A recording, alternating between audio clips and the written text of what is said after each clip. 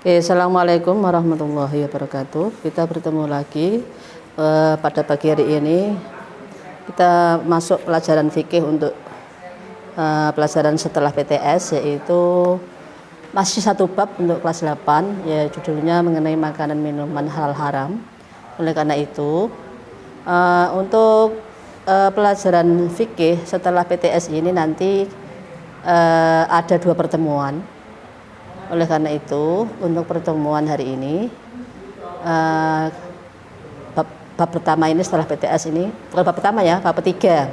Setelah PTS ini, kita masuk materi mengenai makanan minuman yang halal. Tapi sebelumnya, kita mulai dulu pembelajaran daring pada pagi hari ini. Kita buka dengan membaca basmalah bersama. Bismillahirrahmanirrahim. Oke. Pesan saya satu, selama pembelajaran fikih, buku dipersiapkan, catatan disiapkan, pen, karena mungkin selama saya menjelaskan untuk materi hari ini, ada beberapa hal yang harus kamu perhatikan, yaitu IPK-nya. IPK itu adalah indikator kompetensi pembelajaran. Oleh karena itu, sebelum saya menjelaskan, saya akan tulis di papan tulis IPK-nya. Ada beberapa hal yang harus kamu kuasai. Di sini kompetensi yang akan saya tulis ini intinya sama dengan kisi-kisi. Jadi dengan sendirinya seandainya nanti di pertemuan terakhir atau pertemuan kedua dari setelah PTS itu nanti saya nggak usah menjelaskan kisi-kisinya, karena setiap pembelajaran saya sebelum mulai, saya sudah memulainya, saya sudah menunjukkan, saya sudah menuliskan IPK-nya. Oke ya, gitu ya. Karena IPK itu sama dengan kisi-kisi. Oke, judulnya bab 3 ini adalah mengenai makanan minuman halal haram. Hari ini Bu Yani akan menjelaskan yang pertama, yaitu mengenai makanan dan minuman halal.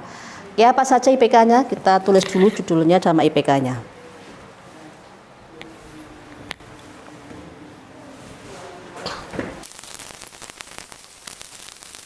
Oke, pada pertemuan hari ini kita pertama kali saya akan bahas mengenai pengertian makanan yang halal dulu.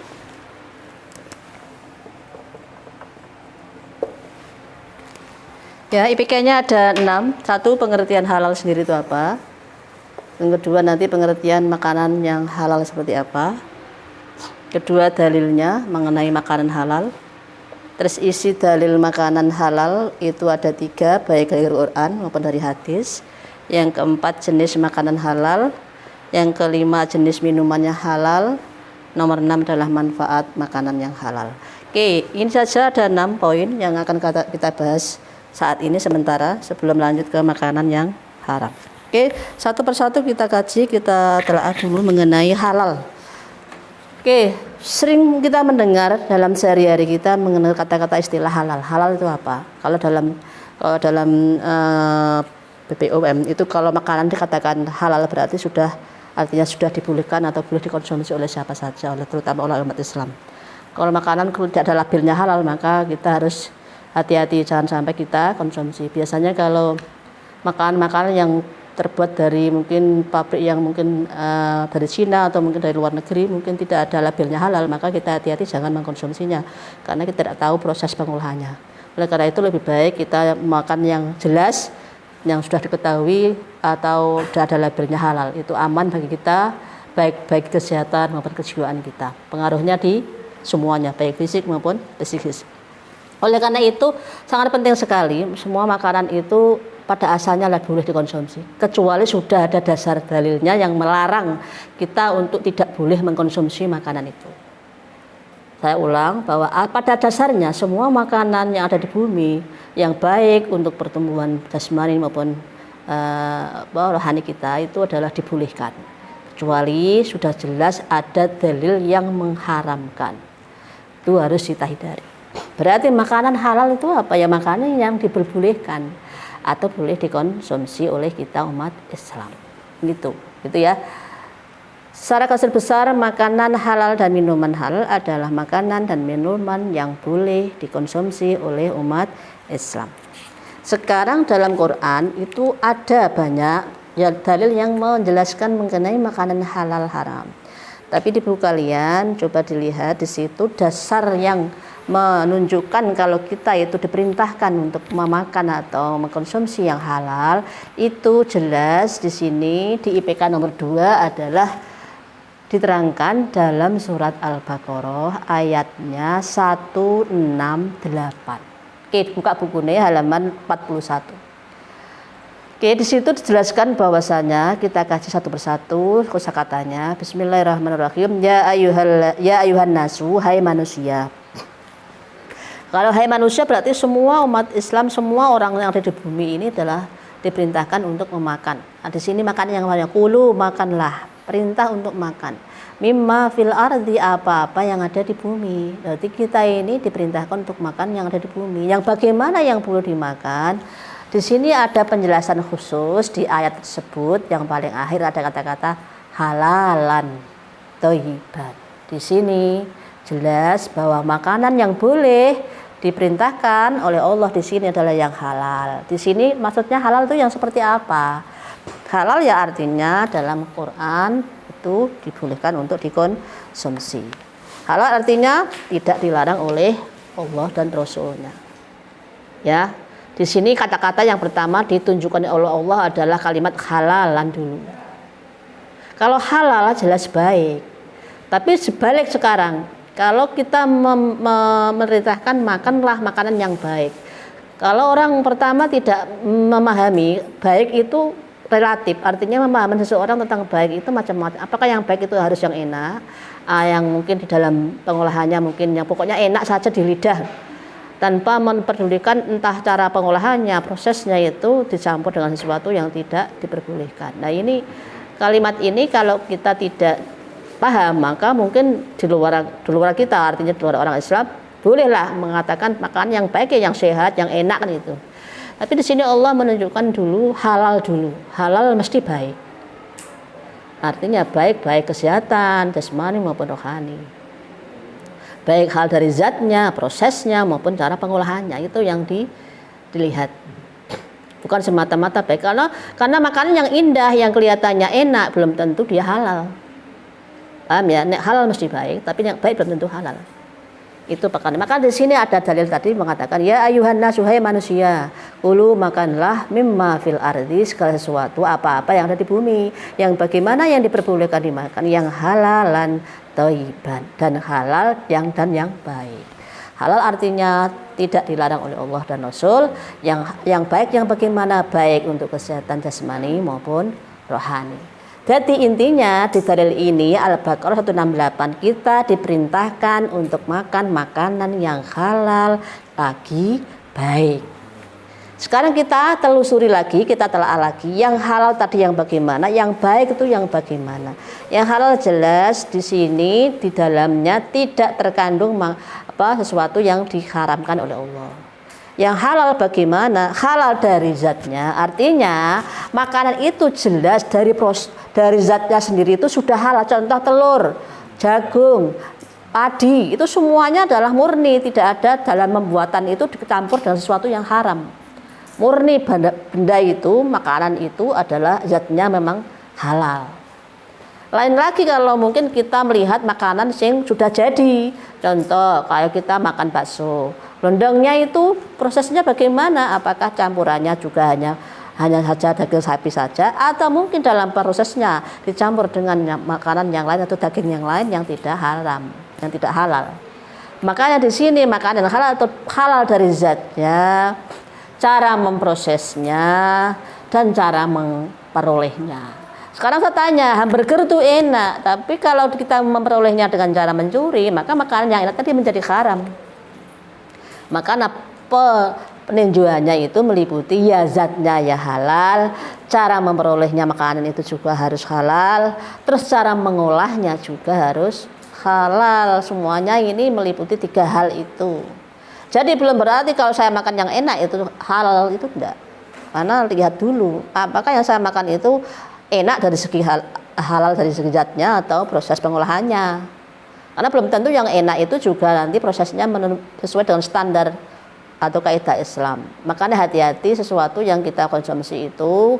Kalau makanan siap saji yang disajikan atau dijual oleh orang-orang Islam, yang jelas kita yakin orang Islam itu memang dalam mengolahnya baik, kita mantap. Tapi kalau kita membeli makanan yang mungkin dibuat oleh orang-orang Cina atau mungkin orang makan itu produk dari luar negeri yang tidak ada label halalnya, maka kita tunda dulu atau jangan sampai kita membeli yang tidak ada labelnya. Jangan mengedepankan yang enak. Kalau enak itu kalau tapi kamu membahayakan kamu sendiri. Entah itu pikiran kamu, hati kamu, tingkah laku kamu, itu pengaruh semuanya. Apa yang kita makan, yang kita masukkan ke dalam perut, itu imbasnya, pengaruhnya tidak lagi ke perut saja, tapi ke akal kita, perilaku kita, hati kita, itu ke sana. Makanya Allah di sini sudah mengisyaratkan kepada kita, makanlah yang halal, makanan yang baik, seperti itu. Paham ya? Tuh intinya. Saya ulang, dalil makanan halal tadi halal adalah di Al-Baqarah 168. Yang kedua, di balik bukunya kamu itu ada dalil lagi dari situ, suratnya Al-Baqarah sama, tapi ayatnya lebih tinggi lagi 172. Di sini sudah ada spesifikasi. Bismillahirrahmanirrahim. Ya ayyuhalladzina amanu. Di sini hai orang-orang yang beriman.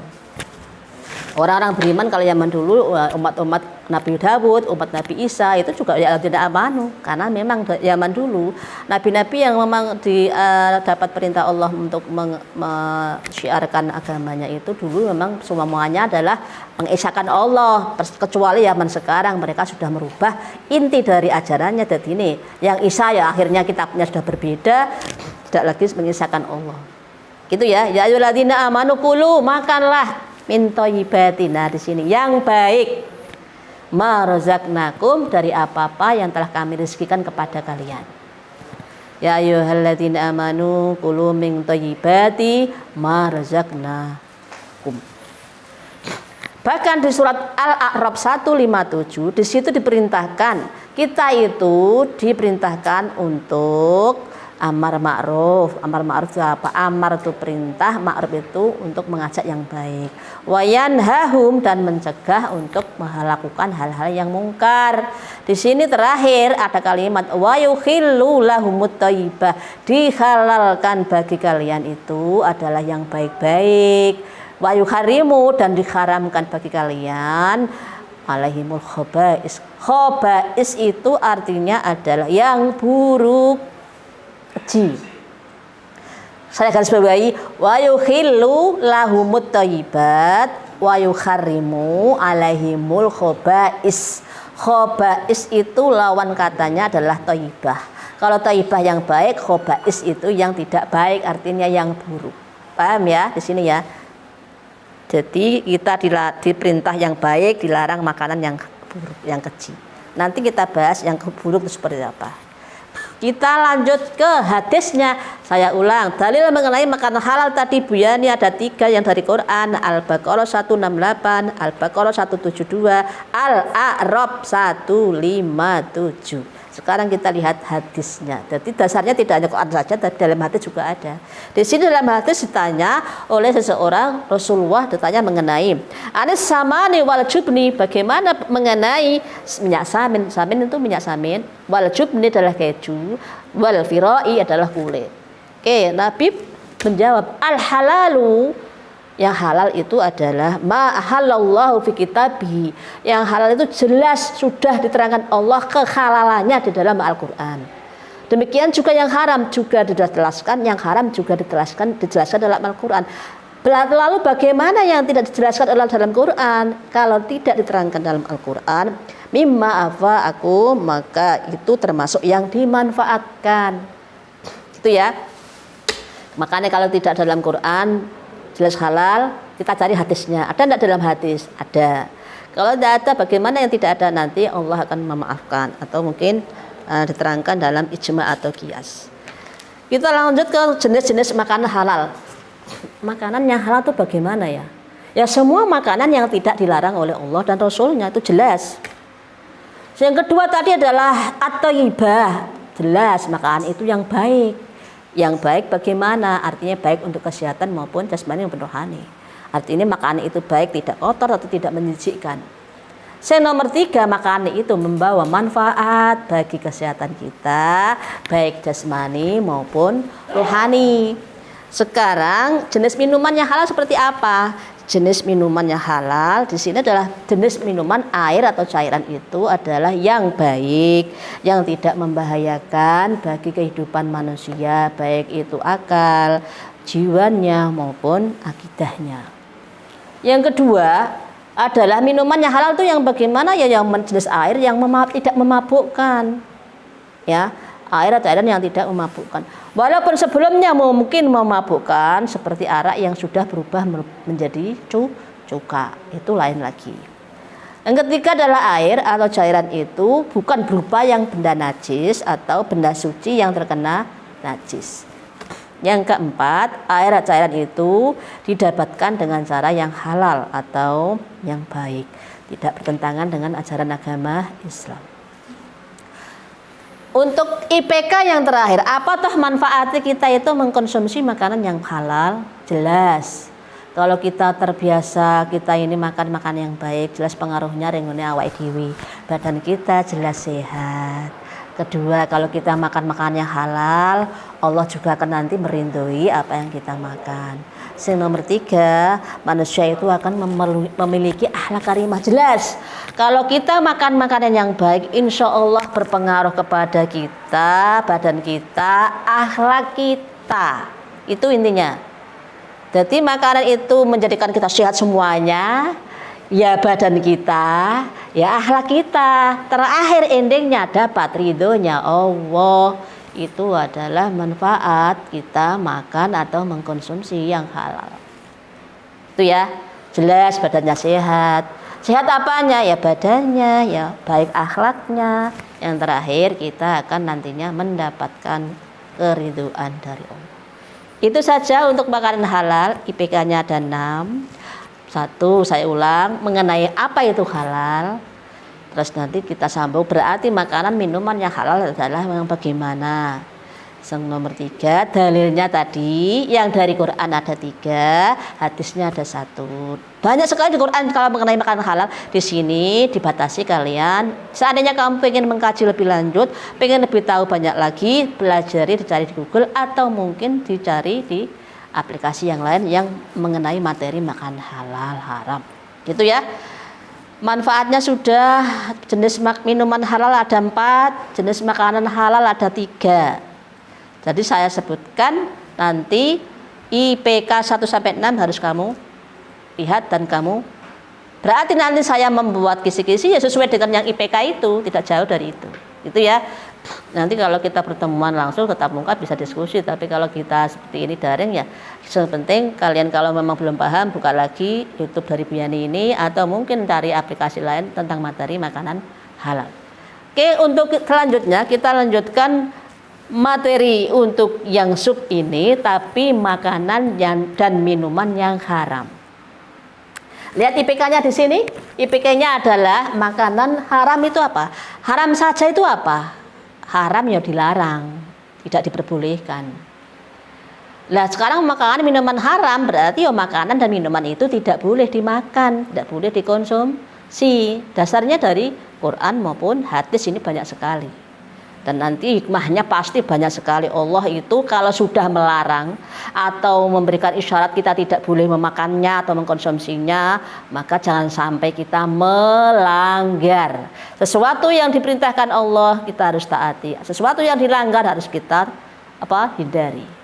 Paham ya itu? Pasti sesuatu itu dibalik perintah Allah, entah itu untuk melaksanakan maupun untuk menghindarinya, pasti ada manfaat dan hikmah yang besar untuk kita umat Islam. Nah, lain lagi kalau kita sudah diberitahu seperti itu kita melanggar, itu adalah kembali ke masing-masing manusianya. Paham ya? Kembali ke manusianya. Kalau kita ingin mendapatkan hidup yang baik, yang berkah, maka lakukanlah yang baik, hindari yang tidak baik. Insya Allah kita akan selamat dunia dan akhirat dan hidup kita menjadi berkah. Itu saja. Lebih lanjut lagi, makanan haram tadi adalah makanan yang tidak boleh dimakan. Makanan itu tidak boleh dikonsumsi oleh umat Islam. Karena jelas di dalam diterangkan dalam syara atau dijelaskan dalam Quran maupun hadis. Nah sekarang IPK yang nomor 2 tadi sudah jenis-jenis makanan haram. Wah ini banyak sekali.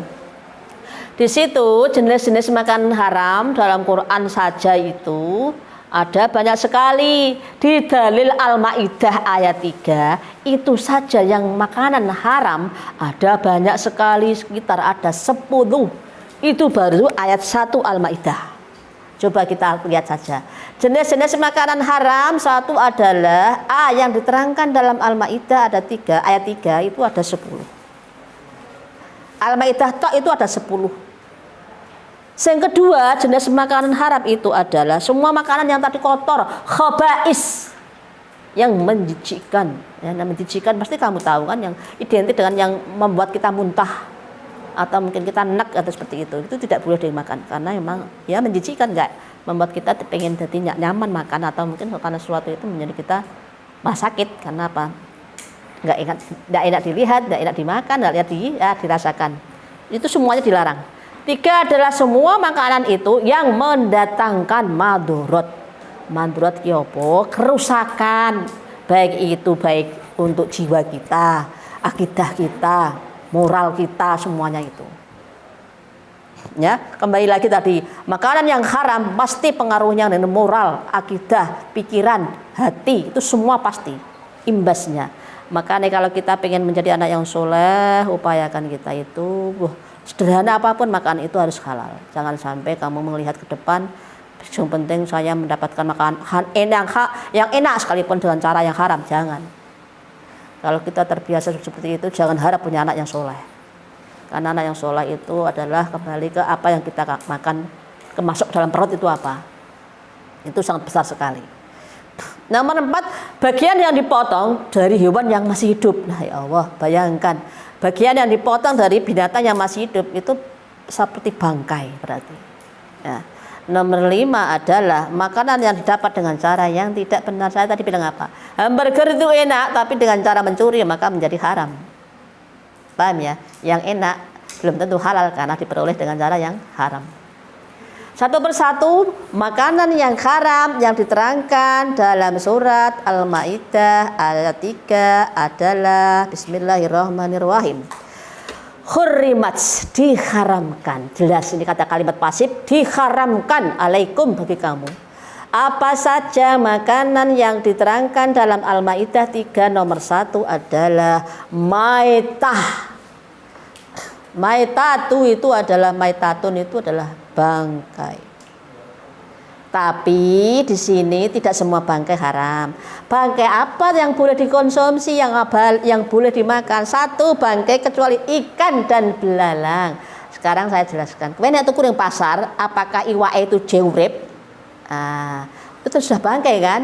Tapi oleh Allah bangkainya ikan itu boleh. Artinya kecuali tadi ya, semua bangkai haram kecuali yang boleh dimakan adalah bangkai ikan dan belalang.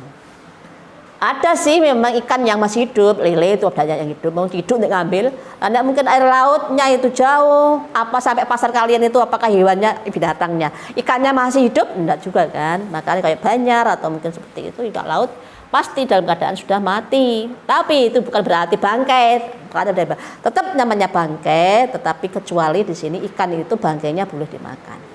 Katanya sudah mati tapi tidak terus haram, tidak. Di sini dikecualikan yang termasuk boleh dimakan adalah bangkai ikan dan belalang. Kalian belalang tahu ya, kalau kamu sering pergi ke sawah pasti tahu belalang. Mungkin kadang-kadang pas musim panen atau apa banyak belalang itu boleh dimakan. Gitu ya. Yang kedua adalah damun wal maitatu. Al maitatu wad damu adalah damun artinya darah.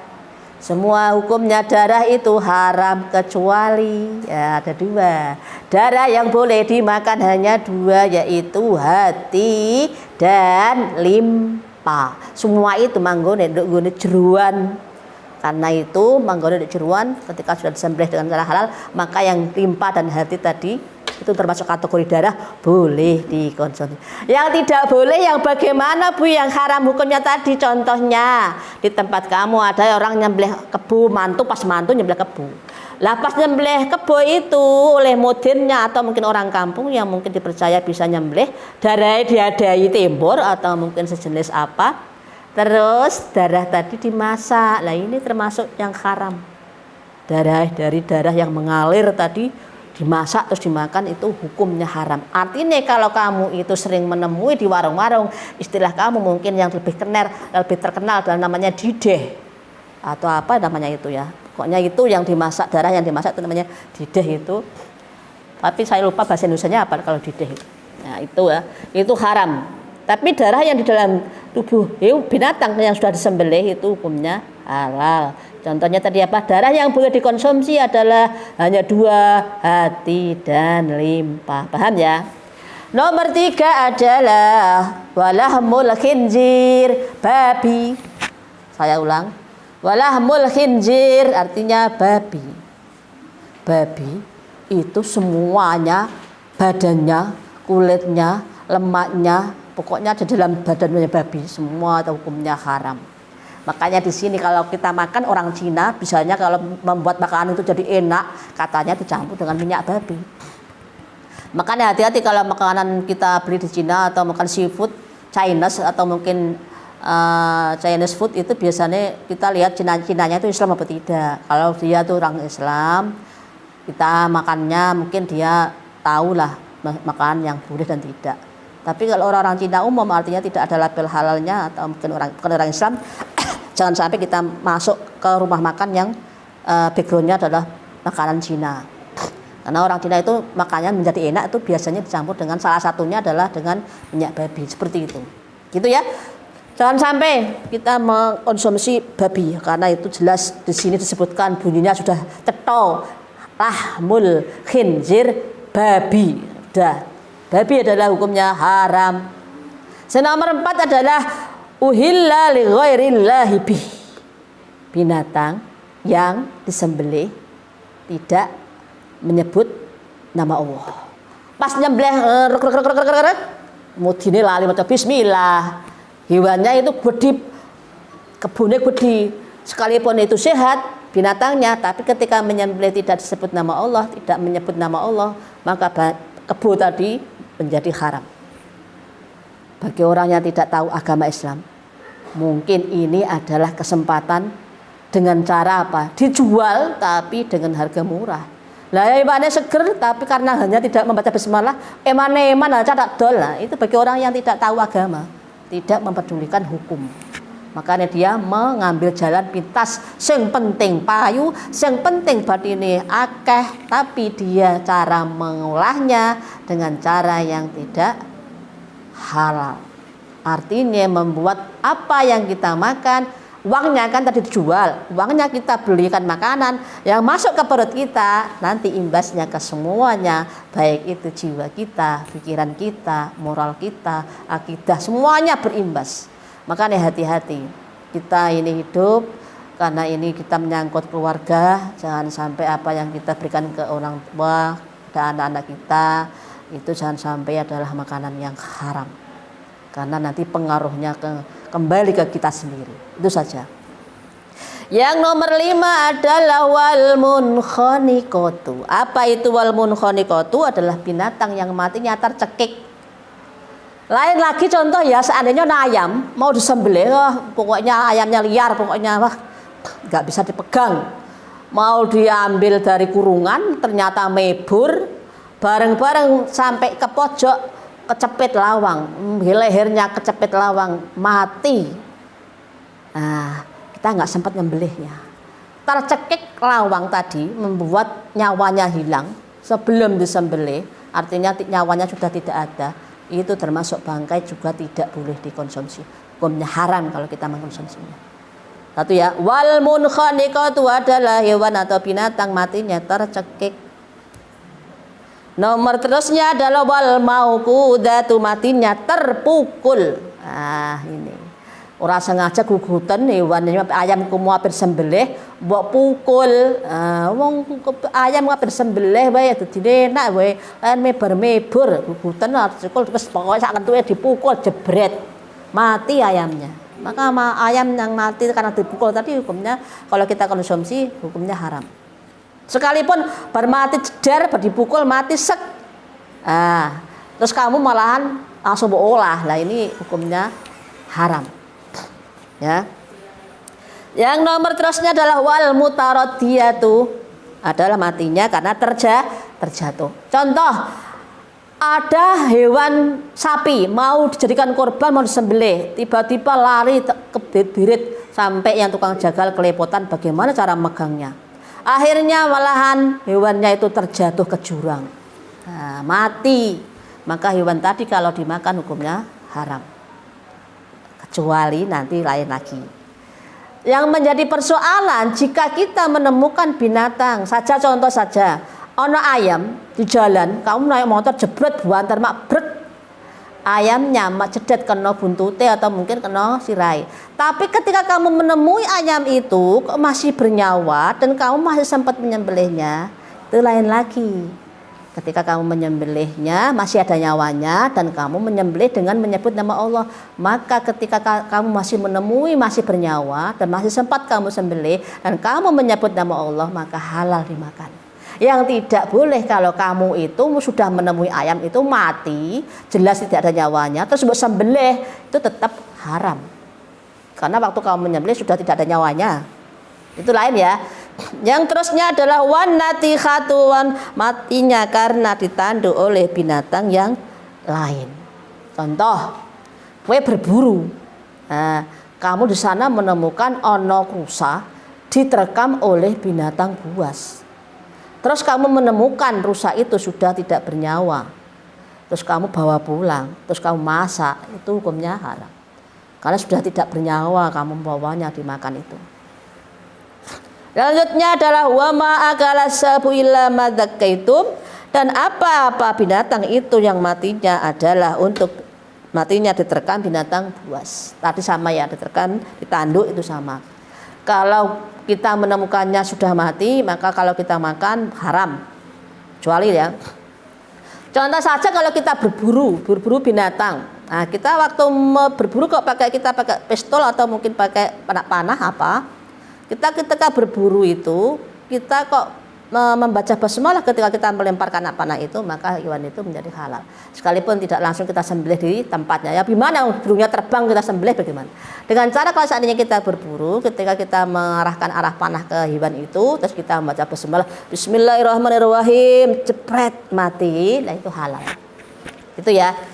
Dan kalau kita menemukan binatang kok liar dan tidak bisa dicekel, tidak bisa pegang, maka kamu jemparing atau mungkin kamu tanduk atau gimana.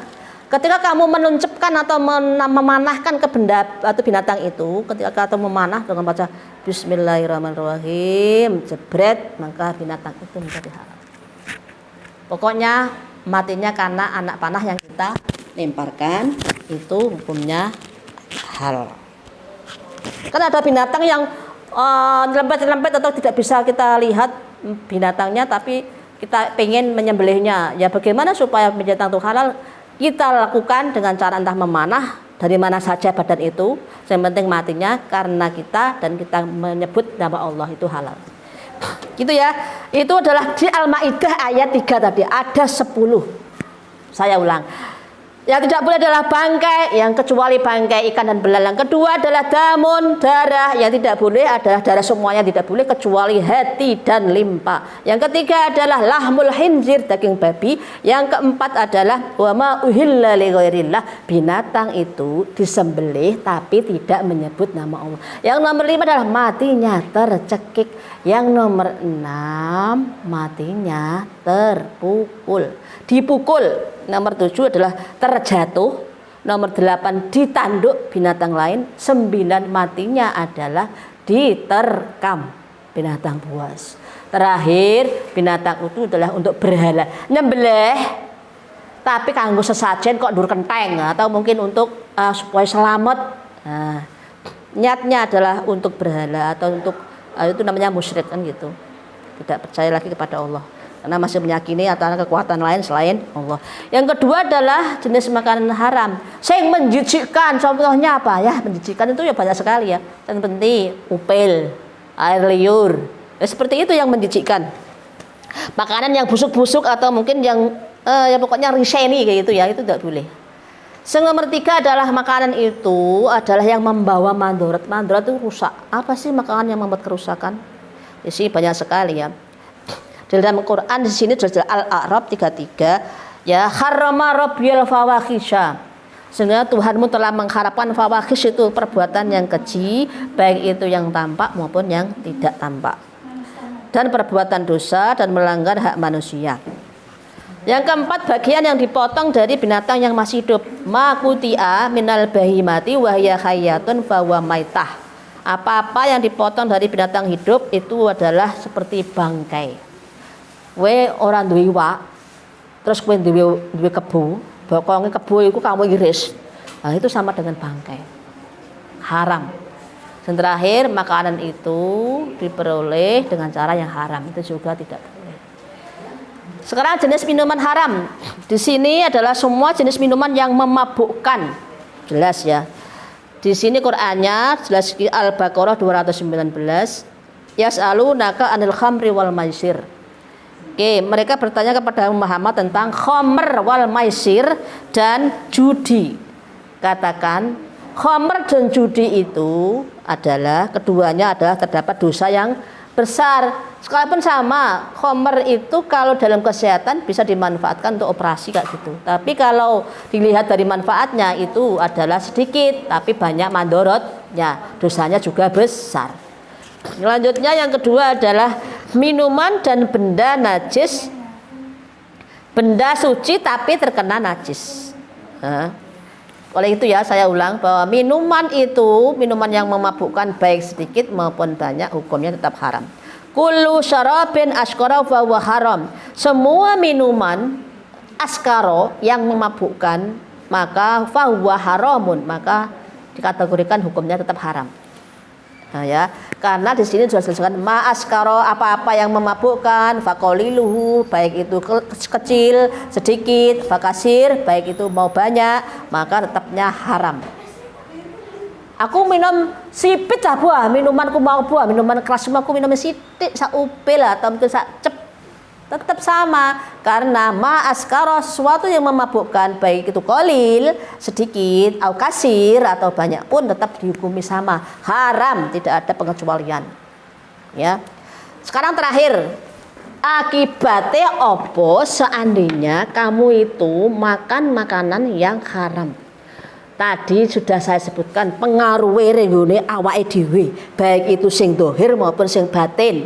Sekarang sing dohir jelas. Kamu pernah ndak nonton atau ketemu orang yang mabuk?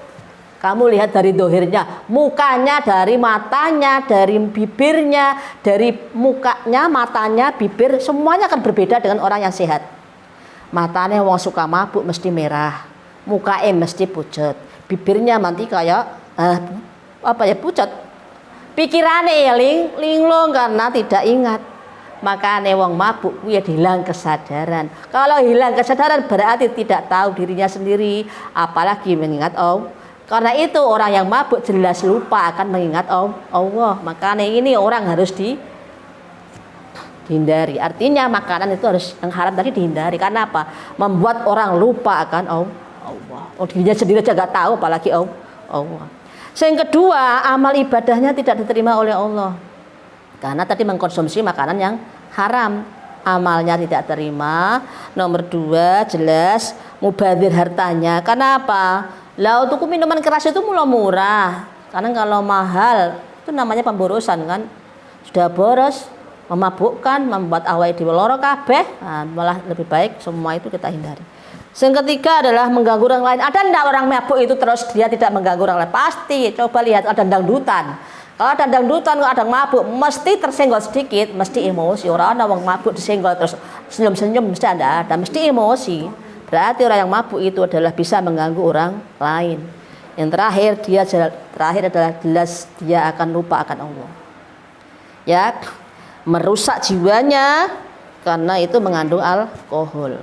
Paham enggak? Kalau alkohol terlalu banyak itu berpengaruh kepada kesehatan psikis seseorang itu. Nah sekarang kalau dilihat dari dohirnya, orang yang suka minuman keras itu menurunkan semuanya.